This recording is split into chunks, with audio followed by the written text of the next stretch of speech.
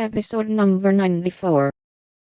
Laurie spoke excitedly, and looked ready to carry his threat into execution on the slightest provocation, for he was growing up very fast and, in spite of his indolent ways, had a young man's hatred of subjection, a young man's restless longing to try the world for himself.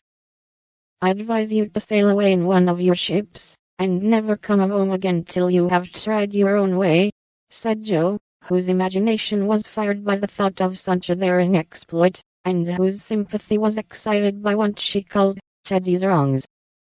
That's not right, Joe. You mustn't talk in that way, and Laurie mustn't take your bad advice.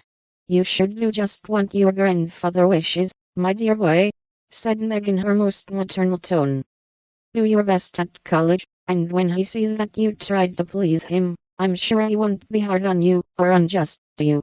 As you say, there is no one else to stay with, and love him, and you'd never forgive yourself, if you left him without his permission. Don't be dismal, or fret, but do your duty, and you'll get your reward, as good Mr. Burke has, by being respected, and loved. What do you know about him? Asked Laurie, grateful for the good advice, but objecting to the lecture, and glad to turn the conversation from himself after his unusual outbreak. Only what your grandpa told us about him, how he took good care of his own mother till she died, and wouldn't go abroad as tutor to some nice person, because he wouldn't leave her. And how he provides now for an old woman, who nursed his mother, and never tells anyone, but is just as generous, and patient and good as he can be. So he is, dear old fellow, said Laurie heartily, as Meg paused, looking flushed and earnest with her story. It's like Grandpa to find out all about him without letting him know, and to tell all his goodness to others, so that they might like him. Burke couldn't understand why your mother was so kind to him, asking him over with me and treating him in her beautiful friendly way. He thought she was just perfect, and talked about it for days, and went on about you all in flaming style. If ever I do get my wish, you see what I'll do for Burke. Begin to do something now by not plaguing his life out, said Meg sharply. How do you know I do, miss? I can always tell by his face when he goes away. If you have been good, he looks satisfied, and walks briskly.